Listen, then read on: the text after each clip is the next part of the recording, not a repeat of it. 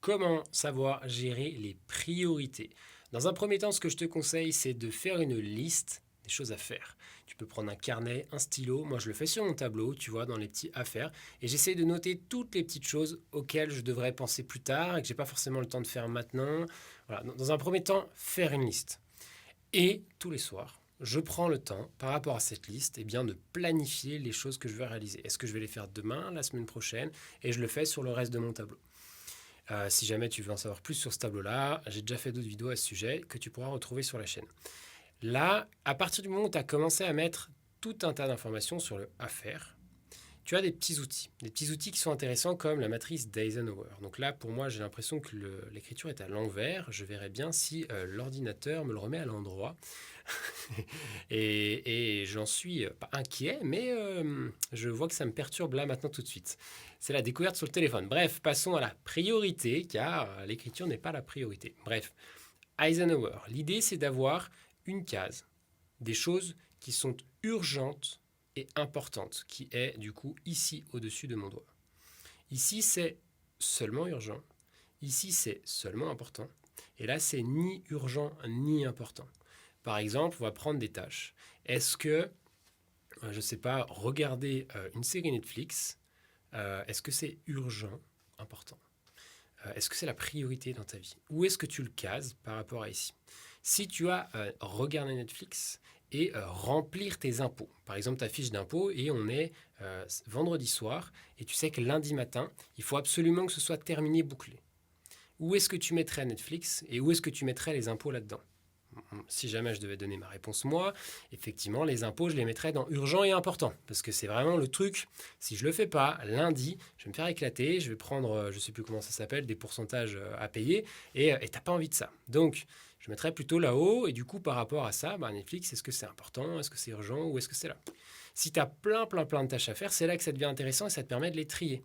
Par exemple, je dois faire à manger pour ce soir. Je dois faire les impôts, faire à manger, regarder Netflix et peut-être voir faire du sport. Et j'ai que 3 heures devant moi. Combien de temps me prend chacune des choses? Et du coup, si jamais courir 3 quarts d'heure, regarder Netflix 2 heures, un film, faire les impôts 1 heure et demie, et puis je sais plus ce que j'ai dit. Voilà, et tu vois un petit peu quantifie le temps de chacune de ces actions, et après tu les replaces sur le tableau. Et tu vas te rendre compte qu'en fait, peut-être que faire du sport c'est très important pour ta santé, peut-être que ce soir, tu n'as pas le temps. Du coup, c'est peut-être pas et urgent et important, mais c'est juste important. Peut-être que Netflix, c'est ni urgent, alors ça peut être important si tu as envie de te détendre, mais je pense que tu vois, entre faire du sport et regarder Netflix, le sport il est plus urgent que Netflix. Donc peut-être que Netflix il est encore en bas.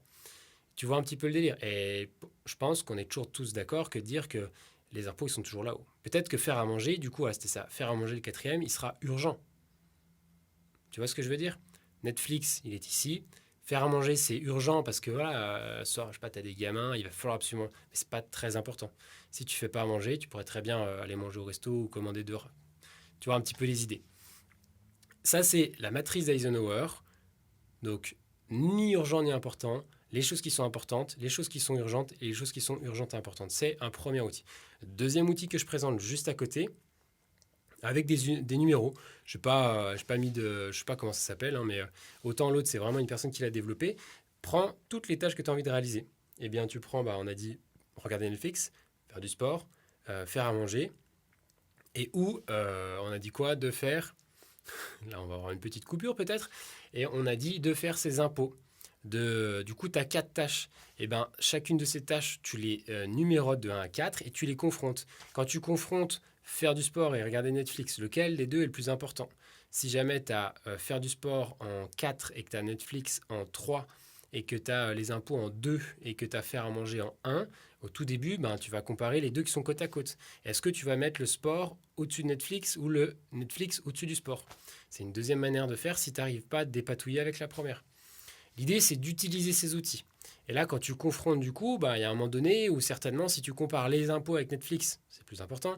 Les impôts avec manger c'est très important, mais si tu fais pas les impôts lundi, enfin voilà, t'es mort. Donc ce sera une priorité. Peut-être que c'est pas une priorité aujourd'hui, tu vois. Et du coup, tu vas essayer de te dire, qu'est-ce que je fais demain? Demain, on est quoi? On est vendredi. Peut-être que là, maintenant, tout de suite, il faut que je fasse à manger. Peut-être que je vais pouvoir regarder les impôts après manger.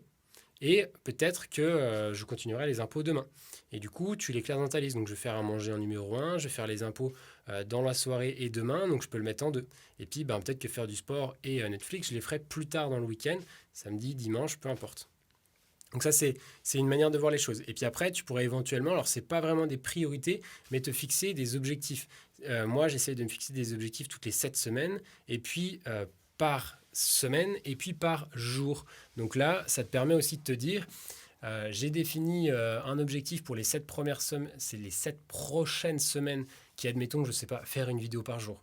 Et bien, à chaque fois que je vais remettre dans le tableau des priorités, et je vais me dire qu'est-ce que j'ai vraiment décidé dans ma vie que j'avais envie de réaliser. Si jamais, pour toi, c'est perdre du poids. Si jamais c'était, je sais pas, gagner des revenus à côté de ton travail, eh bien, qu'est-ce qui sera le plus important pour toi de réaliser pendant cette longue période? Et qu'est-ce que tu devras mettre en priorité par rapport à toutes les autres? Du coup, ben, moi, par exemple, faire des vidéos, quand j'ai regardé Netflix, faire du sport, faire à manger et puis les impôts, bon, bah, à un moment donné, les impôts, ça peut passer devant les vidéos, mais ça va être qu'une fois parce que je vais les réaliser. Par contre, le reste des 7 semaines, les vidéos, ça doit être au top, ça doit être au-dessus du reste. Voilà, j'espère que ces petites vidéos courtes t'a intéressé, t'a plu, t'a donné des informations pertinentes. N'hésite pas, si toi tu as envie de savoir un petit peu plus de choses sur les objectifs, j'ai dans la description de la chaîne des petits compléments d'informations là-dessus. N'hésite pas à les regarder dans le lien dans la description, petite formation gratuite. Voilà. Sur ce, je te souhaite une très bonne fin de journée, on se dit à bientôt. Ciao.